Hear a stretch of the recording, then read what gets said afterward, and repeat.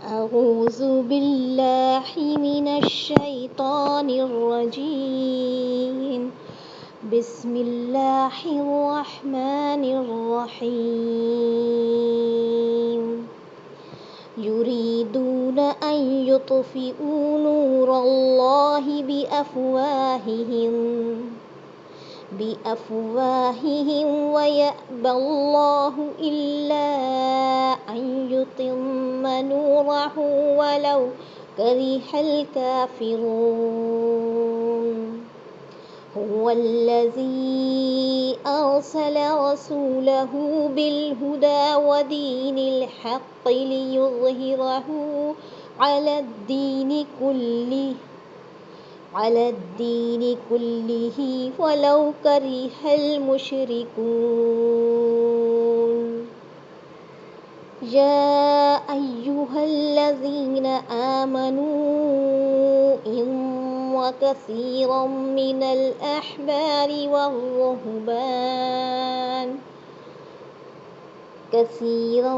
الأحبار والرهبان ليأكلون أموال الناس بالباطل ويصدون عن سبيل الله والذين يكنزون الذهب والفضة ولا ينفقونها في سبيل الله فبشرهم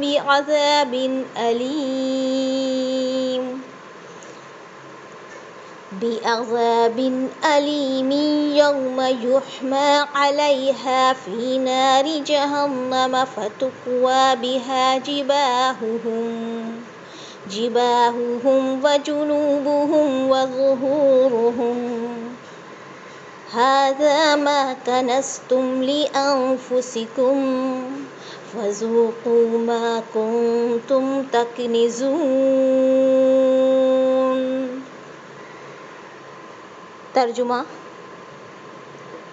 وہ چاہتے ہیں کہ اللہ کے نور کو اپنے منہ سے بجھا دیں، اور اللہ انکاری ہے مگر اسی بات کا کہ اپنا نور پورا کرے گا، گو کافر ناخوش رہیں۔ اسی نے اپنے رسول کو ہدایت اور سچے دین کے ساتھ بھیجا ہے کہ اسے تمام ادیان پر غالب کر دے، اگرچہ مشرک برا مانیں۔ اے ایمان والو، اکثر علماء اور عابد اور لوگوں کا مال ناحق کھا جاتے ہیں اور اللہ کی راہ سے روک دیتے ہیں، اور جو لوگ سونے چاندی کا خزانہ رکھتے ہیں اور اللہ کی راہ میں خرچ نہیں کرتے، انہیں دردناک عذاب کی خوشخبری دے دیجیے۔ جس دن اس خزانے کو آتش دوزخ میں تپایا جائے گا، پھر اس سے ان کی پیشانیاں اور پہلو اور پیٹھیں داغی جائیں گی۔ ان سے کہا جائے گا، یہ ہے جسے تم نے اپنے لیے خزانہ بنا رکھا تھا، بس اپنے خزانوں کا مزہ چکھو۔ تو سب سے پہلی جو آیت ہے اس میں یریدون ان یطفئوا نور اللہ بافواہہم، کہ ان کا ارادہ ہے، ان کی چاہت ہے کہ اللہ کے نور کو بجھا دیں اپنے منہ سے، اور اللہ تعالیٰ وَيَعْبَ اللَّهُ، وہ پورا کرنے والا ہے، اس کا اللہ انکاری ہے اس بات کا، مگر وہ اپنا نور پورا کرے گا، چاہے وہ ناخوش رہے، چاہے انہیں برا لگے۔ تفسیر سنیے یہاں سے کیا ہے احسن البیان میں، یعنی اللہ نے رسول اللہ صلی اللہ علیہ وسلم کو جو ہدایت اور دین حق دے کر بھیجا ہے، یہود و نصارہ مشرکین چاہتے ہیں کہ اپنے جدال اور افتراء سے انہیں مٹا دیں۔ جدال کہتے ہیں بحث و مباحثے کرنے، جھگڑا کرنے کے لیے۔ افتراء کہتے ہیں بہت زیادہ ہائپربل، یعنی کہ ایسی باتیں کرنا، اونچی اونچی بڑی باتیں کرنا، اور اس کے اوپر ایک طوفان باندھ لینا ہوتا ہے نا، چھوٹی سی بات ہوتی ہے اور انسان بڑا کر دیتا ہے اسے، پھر وہ جدال اور جھگڑے کا سبب بنتا ہے۔ ان کی مثال ایسے ہے جیسے کوئی شخص سورج کی شعاؤں یا چاند کی روشنی کو اپنی پھونکوں سے بجھا دے۔ بس جس طرح یہ ناممکن ہے، اسی طرح جو دین حق اللہ نے اپنے رسول کو دے کر بھیجا ہے، اس کا مٹانا بھی ناممکن ہے۔ وہ تمام دینوں پر غالب آ کر رہے گا، جیسا کہ اگلے جملے میں اللہ نے فرمایا، کافر کے لغوی معنی ہے چھپانا، اس لیے رات کو بھی کافر کہا جاتا ہے۔ کہ وہ تمام چیزوں کو اپنے اندھیروں میں چھپا لیتی ہے۔ کاشتکار کو بھی کافر کہتے ہیں کیونکہ وہ غلے کے دانوں کو زمین میں چھپاتا ہے۔ گویا کافر بھی اللہ کے نور کو چھپانا چاہتا ہے، یا اپنے دلوں میں کفر و نفاق اور مسلمانوں اور اسلام کے خلاف بغض اور اناد چھپائے ہوئے ہیں۔ کیا ہے مراد؟ چاہتے ہیں کہ نور کو بجھا دیں، چھپا دیں، اور دوسری کیا چھپاتے ہیں؟ ان کے دل میں جو کفر اور نفاق ہے، اس لیے انہیں کافر کہا جاتا ہے۔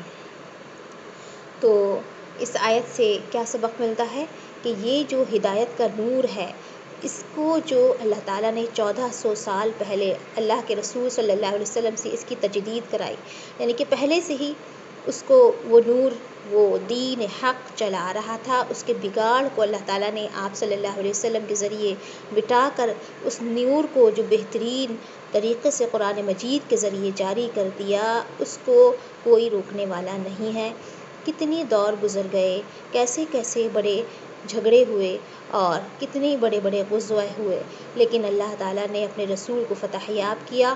اور اس کے علاوہ جب وہ چلے گئے، چاہیں کہ بہت سارے کیا آئے، ایسے دور آئے جس میں آج دیکھیے مسلمان تذلیل کا، ذلت کا شکار ہیں، اور مسلمانوں کی ہوا نکل گئی ہے جیسے، لیکن یہ نور ایسا نہیں ہے کہ بجھ گیا ہے، بلکہ بہت سارے اللہ کے نیک بندے آج بھی ایسے ہیں جو اس نور کو، اس ہدایت کو عام کرنے کے لیے بہت بہترین کوششیں کر رہے ہیں۔ وہ خود بھی دین حق پر قائم ہے اور لوگوں کو بھی دین کی طرف بلاتے ہیں۔ تو یہ ایک جماعت، جیسا کہ آپ صلی اللہ علیہ وسلم نے اپنے احادیث مبارکہ میں کہا ہے، جس کا مفہوم ہے کہ ایک جماعت ایسی ضرور رہے گی جو دین کی طرف بلائے گی اور خود بھی حق پر قائم رہے گی، یعنی کہ یہ دین کلیہ مٹے گا نہیں، بلکہ تمام خطوں میں ایسے ایسے لوگ ضرور رہیں گے، اور ایسا کوئی نہیں کر سکتا کہ اس دین کو مٹا دے۔ تو یہ کس کی قوت ہے؟ آج ہمارے ہاتھوں میں جو قرآن مجید اپنے بالکل صحیح ٹیکسٹ کے ساتھ ہے، صحیح عبارت کے ساتھ موجود ہے، اس کی حفاظت کا ذمہ بھی کس نے لیا؟ اللہ تعالیٰ نے۔ تو ہم اپنے آپ کو مجبور نہیں کہہ سکتے کہ میں تو حالات یا اپنے خیالات یا اپنے دور کے اس اسٹینڈرڈ سے تھوڑی متاثر ہو گئی ہوں۔ انسان ہے، کہیں نہ کہیں متاثر ہو جاتا ہے، لیکن اگر اللہ کے اس نور کو لینا کوئی چاہتا ہے تو اللہ تعالیٰ اس کے لیے اس کا راستہ آسان کر دیتے ہیں۔ پھر دیکھیے کیا کہا گیا کہ رسول کو اللہ تعالیٰ نے سچے دین کے ساتھ بھیجا تاکہ اسے تمام ادیان پر غالب کرے۔ دلائل و براہین کے لحاظ سے یہ غلبہ تو ہر وقت حاصل ہے، تاہم جب مسلمانوں نے دین پر عمل کیا تو انہیں دنیاوی غلبہ بھی حاصل ہوا۔ اب ہم مسلمان اگر اپنے دین کے عامل بن جائیں، عمل کرنے والے بن جائیں، تو ان کا غلبہ یقینی ہے۔ اس لیے اللہ کا وعدہ ہے کہ حزب اللہ ہی غالب و فاتح ہوگا۔ شرط یہی ہے کہ مسلمان واقعی حزب اللہ بن جائے۔ لیکن یہاں قرآن مجید میں کیا وعدہ ہے کہ اللہ تعالیٰ اپنے دین کو تمام ادیان پر، تمام دینوں پر غالب کرے گا، لیکن کب کہ جب وہ واقعی دین پر عمل پیرا ہوں۔ آج ہم اس پوزیشن میں نہیں ہیں ایز اے امہ، ایک امت کے طور پر، تو لہٰذا ہمارا دین کا نام سن کر بہت سارے غیر مسلم لوگ کیا ہو جاتے ہیں؟ بدگمان ہو جاتے ہیں کہ مسلمانوں کی حرکتیں اچھی نہیں، لہٰذا یہ دین بھی شاید اچھا نہیں۔ تو اللہ تعالیٰ سے دعا ہے کہ اللہ تعالیٰ ہمیں اپنے دین پر باعمل بنائے، ہمیں علم سے زیادہ عمل عطا فرمائے، تاکہ ہم اس دین کی روشنی کو، اس نور کو اپنے عمل و اخلاق کے ذریعے کیا کر سکیں؟ عام کر سکیں، اور یہی سب سے بڑی بہترین تبلیغ ہے، یہی مومن کا طریقہ ہے۔ اس کے بعد کہا گیا اے ایمان والو، یہ خطاب ہے تمام ایمان والوں سے۔ کیا ہے کہ اکثر علماء عابد لوگوں کا مال ناحق کھا جاتے ہیں۔ آپ سنیے کن کو اناؤنس کیا جا رہا ہے؟ بہت ہی ہلانے والی آیت ہے۔ آج ہمارے حالات یہی ہیں کہ اے ایمان والو، اکثر علماء اور عابد لوگوں کا مال ناحق کھا جاتے ہیں، اللہ کی راہ سے روک دیتے ہیں۔ کون روک دیتے ہیں؟ کن کے بارے میں کہا جا رہا ہے؟ یا ایھا الذین آمنوا ان کثیرا من الاحبار والرہبان لیأکلون اموال الناس بالباطل۔ احبار، عابد اور علماء کے لیے، اور پھر یہاں والرہبان، عابد کے لیے، والرہبان جو لگا ہوا ہے رہبانیت میں، سب کچھ چھوڑ کر اللہ کی عبادت کرنے والا ہے، لیکن اس کا کام کیا ہے کہ وہ اللہ کی راہ سے روک رہا ہے. کیسے روک سکتا ہے جب وہ خود عبادت کر رہا ہے؟ ایک انسان سوچئے عابد ہے اور اللہ کی راہ سے روک دیتا ہے.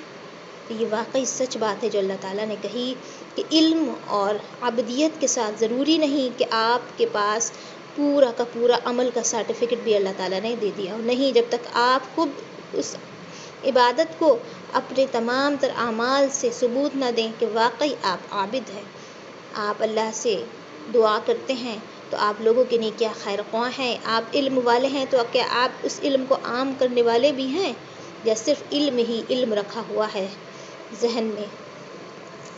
تو دیکھیے، سنیے، حبر کی جمع ہے. یہ ایسے شخص کو کہا جاتا ہے جو بات کو خوبصورت طریقے سے پیش کرے، ایک سلیقہ رکھتا ہے.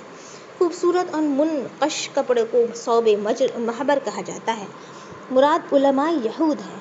یہاں خاص کر نام یہود کا نہیں، لیکن ایسے تمام لوگوں پہ یہ آیت اپلائی ہوگی. رہبان راہب کی جمع ہے، رہبہ سے مشتق ہے. اس سے مراد علماء نصارہ ہیں. بعض کے نزدیک یہ صوفیاء نصارہ ہیں. علماء ان کے لیے علماء کے لیے ان کے یہاں قسیسین کا ورڈ ہے. یہ دونوں ایک تو کلام اللہ میں تحریف و تغیر کر کے لوگوں کو خواہشات کے مطابق مسئلے حل کرتے اور یوں لوگوں کو اللہ کے راستے سے روکتے. دوسرے اس طرح کے لوگوں سے مال اینٹتے جو ان کے لیے باطل اور حرام تھا. بدقسمتی سے علماء مسلمین کا بھی یہی حال ہے. اور یوں نبی صلی اللہ علیہ وسلم کی پینشن جو گوئی ہے وہ مصداق ہے، سچی ہے، جس میں آپ صلی اللہ علیہ وسلم نے فرمایا لِتَتَّبِعُنَّ سَنَنَ مَنْ كَانَ قَبْلُكُمْ. صحیح البخاری حدیث نمبر 7320 و صحیح البخاری کتاب الاعتصام میں نبی صلی اللہ علیہ وسلم کا یہ فرمان کہ اس باب کے عنوان کے تحت ذکر ہے کہ تم پچھلی امتوں کے طور طریقوں کی ضرور پیروی کرو گے، اور اسی باب میں اب یہ پوری حدیث بھی ہے. ٹھیک ہے، تو تم پچھلی امتوں کی طور طریقوں کی پیروی کرو گے، مطلب جو پہلے دور کے لوگوں نے آپ صلی اللہ علیہ وسلم کے زمانے میں کیا وہی ہوگا. اور آج دیکھیے یہی ہو رہا ہے. اکثر علماء اور عابد لوگوں کا مال کھا جاتے ہیں.